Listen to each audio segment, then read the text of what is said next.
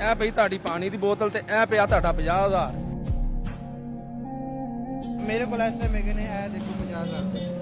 ਠੀਕ ਹੈ, ਦੇਖ ਰਹੇ ਹੋ ਇਹ 50,000 ਰੁਪਏ ਐਸੇ ਟਾਈਮ ਤੁਹਾਡਾ ਹੋ ਸਕਦਾ ਹੈ। ਤੁਸੀਂ ਕਰਨਾ ਇਹ ਵੇ ਕਿ ਇਹ ਪਾਣੀ ਦੀ ਬੋਤਲ ਖੋਲ ਕੇ ਇੱਕ ਘੁੱਟ ਪਾਣੀ ਦਾ ਪੀਣਾ ਹੈ। ਇਹ ਪਈ ਤੁਹਾਡੀ ਪਾਣੀ ਦੀ ਬੋਤਲ ਤੇ ਇਹ ਪਿਆ ਤੁਹਾਡਾ 50,000। ਅਸੀਂ ਆਪਣੇ ਈਮਾਨ ਦਾ ਸੌਦਾ ਨਹੀਂ ਕਰਾਂਗੇ। ਉਹ ਆ ਪਕੜੀ ਯਾਰ, ਅਸੀਂ ਆਪਣੇ ਈਮਾਨ ਦਾ ਪਕੜ ਲਈ, ਸੌਦਾ ਨਹੀਂ ਪਕੜ। ਕਰਾਂਗੇ। ਸਾਡਾ ਈਮਾਨ ਹੈ ਤੇ ਰੋਜ਼ਾ ਸਾਡਾ ਈਮਾਨ ਹੈ। ਅੱਜ ਅਸੀਂ ਆਪਣਾ ਇਹਨਾਂ ਚੰਦ ਟੱਕਿਆਂ ਦੀ ਖਾਤਰ ਆਪਣਾ ਈਮਾਨ ਵੇਚ ਦਈਏ ਤੇ ਲਾਨਤ ਹੈ। ਵਾਹ ਜੀ ਵਾਹ, ਬਸ ਤੁਸੀਂ 50,000 ਨੂੰ ਥੱਲੇ ਸਿੱਟ ਦਿੱਤਾ।